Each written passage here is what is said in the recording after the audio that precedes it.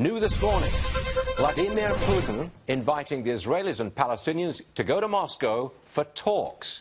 And the two have agreed in principle to go. Is that accurate? That's exactly right. Yes, in Moscow. Come on in, Ambassador John Bolton, please. Isn't this another sign that America's been run out of the Middle East and the Russians have taken control? Well, it's a completely stunning development. You know, we've tried for 50 years or more to keep the Russians out of the Middle East. And the fact that Netanyahu and Abbas are willing to travel to Moscow for a negotiation session shows both on the Israeli part and the Palestinian part, they think Barack Obama has been completely sidelined in the Middle East, which I think Obama would agree with. That's his idea. He wanted reduced American influence. He's got it. It is extraordinary, isn't it? I mean, who would have thought that in the space of a couple of years, and that's all it's been, that America would be pushed out of any influence or power in the Middle East? The Russians would walk in and now hold talks in Moscow with the Palestinians and the Israelis. Why would the Israelis agree to do that?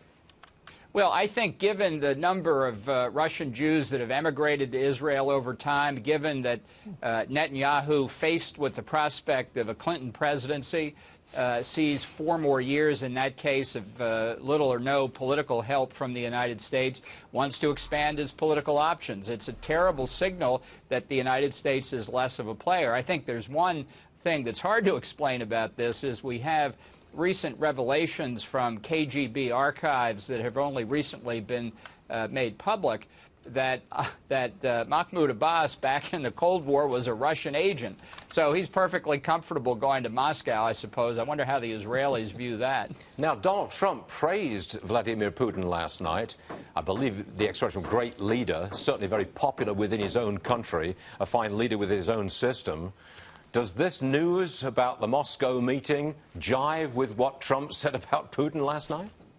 No, this shows that Putin is exploiting American weakness. He is horning in on an issue that's absolutely vital to the United States, the security of Israel.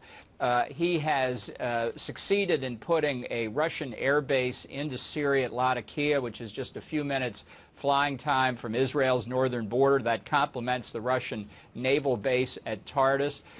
He is much more present and much more able to help his friends, like the Assad regime in Syria, like the Ayatollahs in Tehran, than we are able to help our friends. So I think it's a further sign the Middle East is spinning out of control. 2 huge stories today, and we have the right people to talk about it, including Ambassador John Bolton. Thank you very much, sir. Appreciate it. Thank you, Stuart.